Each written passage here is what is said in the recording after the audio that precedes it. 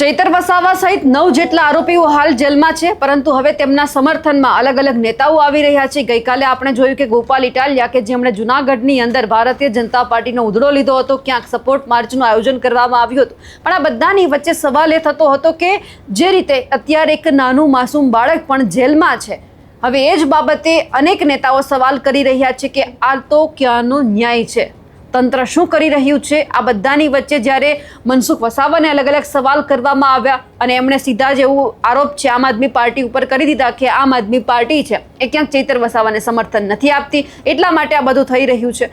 પણ હવે આ બધી બાબતે નિરંજન વસાવા ફરી એક વખત મેદાનમાં આવ્યા છે। નમસ્કાર, આપ જોઈ રહ્યા છો નિર્ભય ન્યૂઝ અને હું છું આપની સાથે રિદ્ધિ। ચૈતર વસાવા હાલ જેલમાં છે અને તેમના સમર્થનમાં અત્યારે તેમનો પરિવાર તો મહેનત કરી જ રહ્યો છે, કારણ કે એક તરફ એમને ધારાસભ્ય પદ એમને બચાવવા માટેના પ્રયત્ન ચાલુ છે, આગામી સમયમાં ચૂંટણી છે અને પોતાના મત વિસ્તારની અંદર જે રીતે નર્મદા જિલ્લાની અંદર પ્રદર્શન કર્યું, અભૂતપૂર્વ જે રીતે રિઝલ્ટ આપ્યું એ જોઈને ક્યાંક તંત્ર પણ ડગમગી ગયું, એટલા માટે સવાલ ક્યાંક તંત્ર ઉપર પણ થઈ રહ્યા હતા। જ્યારે મનસુખ વસાવાએ જવાબ આપ્યો હતો એ પછી ફરીવાર જે નિરંજન વસાવા છે તે મેદાનમાં આવ્યા છે। નિરંજન વસાવા હવે શું કહી રહ્યા છે તે પણ સાંભળી લઈએ। મનસુખ વસાવા જે મીડિયામાં બાઇટ આપી અને જે આમ આદમી પાર્ટી પર અરવિંદ કેજરીવાલજી, ઈસુદાન ગઢવી, ગોપાલ ઇટાલિયાજી અને તમામ આગેવાનો પર જે આક્ષેપો કરે છે એ તદ્દન પાયા વિહોણા છે।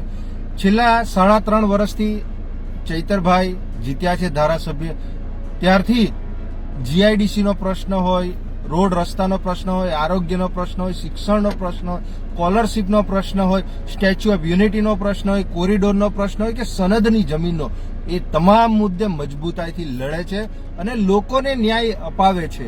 ત્યારે આ સાંસદ મનસુખ વસાવાને અમે કહેવા માંગીએ છીએ, જો તમને આદિવાસી દીકરીઓની એટલી બધી ચિંતા હોય તો આજે તમે બેટી બચાવો, બેટી પઢાઓની મોટી મોટી વાતો કરો છો। આજે એક દીકરી પ્રથમ ડિલિવરીમાં, હજુ એની તબિયતના પણ હજુ એ નતા અને 17 દિવસનું બાળક લઈને એ આજે જેલમાં છે અને એમની સાથે બીજી 2 થી 3 મહિલાઓ છે। આજે અમે તમને કહેવા માંગીએ છીએ, આ 17 દિવસનું બાળક એ અંગ્રેજો, જે ગોરા અંગ્રેજો હતા ને, એ અંગ્રેજો પણ આવું નતા કરતા, એમની અંદર પણ માનવતા હતી, પણ તમારી અંદર ભારતીય જનતા પાર્ટીનો જે એટલું બધું ઘમંડ છે, એના લીધે તમે એક કાળા અંગ્રેજો થઈને આજે આદિવાસી દીકરીઓ પર આટલો અત્યાચાર કરો છો।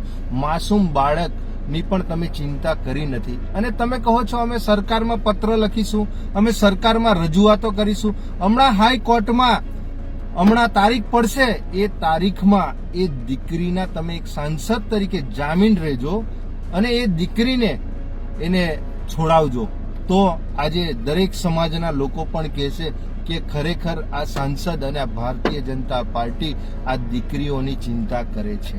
આજે ચૈતરભાઈ પર 500 સીટોની જવાબદારી હતી, આ 500 સીટોમાં 400 સીટો આમ આદમી પાર્ટી તાલુકા પંચાયત અને જિલ્લા પંચાયતમાં જીતી, એ આ ભારતીય જનતા પાર્ટીમાં ના પેટમાં તેલ રેડાયું છે, એ ગમતું નથી। એના લીધે છેલ્લા 2 થી 3 મહિનાથી દર 4 દિવસે તારીખો અને ચૈતરભાઈ વસાવાએ જો ફાયરિંગ કર્યું હોય તો તેના એફએસએલ પાસે કોઈ પુરાવા તો હોવા જોઈએ, તો આજ દિન સુધી કોઈ પણ પુરાવા નથી અને જ્યાં 9 જે તમે ગુનેગારોને 7 વર્ષની સજા આપી છે, આ દીકરી એ શું ફાયરિંગ કર્યું હતું, એને ખંડણી ઉઘરાવી હતી, તો તમે આજે 7 વર્ષની તમે સજા એ કરો છો। ભારતીય જનતા પાર્ટીમાં ઢગલો બંધ એવા નેતાઓ પડ્યા છે, એવા આગેવાનો પડ્યા છે, જેમણે કેટલા મર્ડરો કરી નાખ્યા છે, રેપો કરી નાખ્યા છે, એમના એટલા મોટા મોટા ગુનાઓ છે, પણ તેમ છતાં આજે એ લોકોને છારવવામાં આવે છે।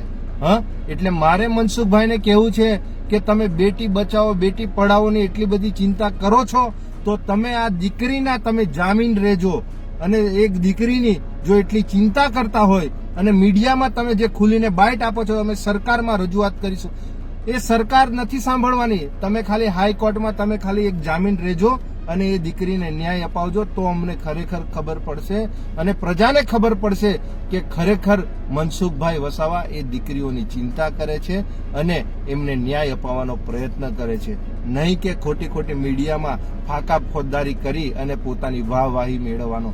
આ ચૈતરભાઈ પર જેટલા પણ ગુનાઓ એ થયેલા છે એ તમારા લોકોના કારણે થયેલા છે, કેમ કે ચૈતરભાઈ આટલું સરસ તમામ સમાજના મુદ્દાઓ ઉઠાવે છે, તમામ સમાજનો અવાજ બને છે. એ તમને લોકોને ક્યાંક ને ક્યાંક ખૂંચી રહ્યું છે.